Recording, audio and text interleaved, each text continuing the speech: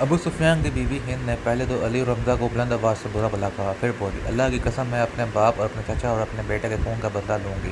ابو سفیان پر خاموشی طاری تھی۔ خالد کا خون کھو رہا تھا، قریش کے 70 آدمی مارے گئے تھے، اور جو جنگی قیدی ہوئے تھے ان کی تعداد بھی اتنی ہی تھی۔ خالد اٹھا، گدی بچھاڑ کر لپٹی اور گھوڑے کی زین کے ساتھ باندھ کر سوار ہوا مدینے کی سمت چل پڑا۔ اس کے ذہن کو یادوں سے خالی کر دینا چاہا، لیکن اس کا ذہن مدینہ پہنچ جاتا، جہاں رسول اللہ صلی اللہ علیہ وسلم تھے اور جو تبلیغ اسلام کا مرکز بن گیا تھا۔ آپ صلی اللہ علیہ وسلم کا خیال آتے ہی اس کا ذہن پیچھے چلا جاتا اور اسے وہ منظر دکھاتا جس کے خالق رسول اللہ صلی اللہ علیہ وسلم تھے۔ اس کے ذہن میں ہند کی الفاظ یاد آئے جو اس نے اپنے خالد خاوند ابو سفیان سے کہے تھے، میں اپنے باپ اور چچا کو بھول سکتی ہوں۔ ہند نے کہا تھا، کیا میں اپنے لکھتے جگر حنظلہ کو بھی بھول جاؤں؟ ماں اپنے بیٹے کو کیسے بھول سکتی ہے؟ اللہ کی قسم، میں محمد کو اپنے بیٹے کا خون معاف نہیں کروں گی۔ یہ لڑائی محمد نے کرائی ہے، میں حمزہ اور علی کو نہیں بخشوں گی۔ وہ میرے باپ اور میرے چچا اور میرے بیٹے کا قاتل ہے۔ میرے خون کو صرف میرے بیٹے کا قتل گرما رہا ہے۔ ابو سفیان نے کہا تھا، مجھ پر اپنے بیٹے کے خون کا انتقام فرض ہو گیا ہے۔ میں سب سے پہلے یہ کام کروں گا کہ محمد کے خلاف زبردست فوج تیار کر کے اسے آئینہ لڑنے کے قابل نہیں چھوڑوں گا۔ مشہور مورخ اور واقع نگار لکھتا ہے کہ اگلے ہی روز ابو سفیان نے تمام سرداروں کو بلایا۔ ان میں زیادہ تعداد ان سرداروں کی تھی جو کسی نہ کسی وجہ سے جنگ بدر میں شریک نہیں ہو سکے تھے، اور ان میں سے ہر ایک کا کوئی نہ کوئی عزیز اس جنگ میں مارا گیا تھا۔ سب انتقام کا ارادہ لے کر اکٹھے ہوئے۔ کیا مجھے زیادہ باتیں کرنے کی ضرورت ہے؟ ابو سفیان نے کہا، میرا اپنا جوان بیٹا مارا گیا ہے، اگر میں انتقام نہیں لیتا تو مجھے جینے کا کوئی حق نہیں۔ سب ایک ہی بار بولنے لگے۔ وہ اس پر متفق تھے کہ مسلمانوں سے بدر کی شکست کا انتقام لیا جائے، لیکن آپ میں سے کوئی بھی اپنے گھر میں نہ بیٹھا رہے۔ خالد نے کہا، بدر میں ہم صرف اس لیے ذلت میں گرے کہ سردار گھروں میں بیٹھے رہے اور ان لوگوں کو لڑنے بھیج دیا جو قریش کی عظمت کو نہیں سمجھتے تھے۔ کیا میرے باپ کو بھی قریش کی عظمت کا خیال نہ تھا؟ خالد کا چچا بھائی اکرمہ جو ابو جہل کا بیٹا تھا، برہم ہوتے ہوئے کہا، کیا صفوان بن امیہ کے باپ کو بھی قریش کی عظمت کا خیال نہ تھا؟ تم کہاں تھے الولید کے بیٹے؟ کیا ہم ایک دوسرے سے لڑنے کے لیے اکٹھے نہیں ہوئے؟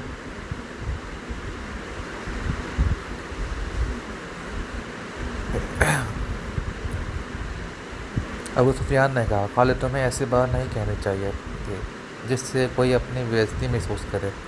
ہم میں سے کوئی بھی عزت والا نہیں رہا۔ خالد نے کہا، ہم سب اس وقت تک بے عزت رہیں گے جب تک ہم محمد صلی اللہ علیہ وسلم اور اس کے چیلوں کو ہمیشہ کے لیے ختم نہیں کر دیتے۔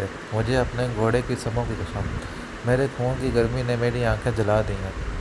ان آنکھوں کو مسلمانوں کا کون ٹھنڈا کر سکتا ہے؟ پھر میں کہوں گا کہ ہم سردار آگے ہوں گے، اور میں جانتا ہوں کہ میں میدان جنگ میں کہاں ہوں گا، لیکن جنگ میں ہمارا جو سردار ہوگا میں اس کے حکم کا پابند رہوں گا، اور اگر میں سمجھوں گا کہ مجھے سردار نے ایسا حکم دیا جو ہمیں نقصان دے گا تو میں ایسا حکم نہیں مانوں گا۔ سب نے متفقہ طور پر ابو سفیان کو اپنا سردار مقرر کیا۔ اس سے ایک روز پہلے اہل مکہ کا ایک قافلہ فلسطین سے مکہ واپس آیا تھا۔ یہ تجارتی قافلہ تھا۔ مکہ کے باشندوں خصوصاً قریش کے ہر خاندان نے اس تجارت میں حصہ ڈالا تھا۔ اس قافلے میں کم و بیش 1000 اونٹ تھے۔ جو مال گیا تھا اس کی مالیت 50,000 دینار تھی۔ قافلے کا سردار ابو سفیان تھا جس نے 50,000 دینار منافع کمایا تھا۔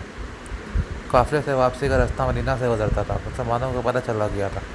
انہوں نے پورے قافلے کو گرفتار کرنے کا ارادہ کیا اور ایک مقام پر قافلے کو گھیرے میں لے لیا، لیکن وہ زمین ایسی تھی کہ سفیان نے ایک ایک آدمی اور ایک ایک اونٹ کو زمین کے اونچے نیچے کد و کھال سے فائدہ اٹھاتے ہوئے گھیرے سے نکال دیا تھا۔ خالد کا گھوڑا کراما مدینے کی طرف چلا جا رہا تھا، مگر خالد کا ذہن پیچھے کو سفر کر رہا تھا۔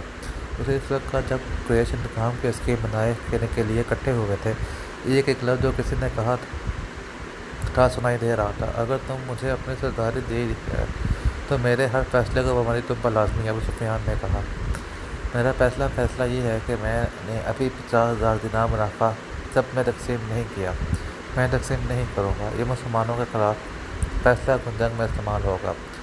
مجھے اور میرے خاندان کو یہ فیصلہ منظور ہے۔ تب میں پہلے خالد نے کہا، پھر منظور ہے ایسا ہی ہے، منظور ہے کہ آوازیں اٹھیں۔ میرا دوسرا حکم یہ ہے، ابو سفیان نے کہا، کہ جنگ بدر میں میرے جو آدمی مارے گئے ہیں ان کے لواحقین آہوازاری کر رہے ہیں۔ میں نے مردوں کو ڈھارے مارتے، عورتوں کو بین کرتے سنا ہے۔ اللہ کی قسم، جب آنسو بہہ جاتے ہیں تو نظام کی آگ سرد ہو جاتی ہے۔ آج سے بدر کے مقتولین پر کوئی نہیں روئے گا۔ اور میرا تیسرا حکم یہ ہے کہ مسلمانوں نے بدر کی لڑائی میں ہمارے جن آدمیوں کو قید کیا ہے ان کی رہائی کے لیے کوئی کوشش نہیں کی جائے گی۔ تم جانتے ہو کہ مسلمانوں نے قیدیوں کو رہائی کے لیے ان کے درجے مقرر کر دیے ہیں اور ان کا فدیہ 1000 سے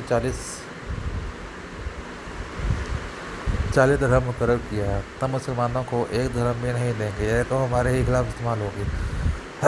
خالد کو گھوڑے کی پیٹھ پر بیٹھے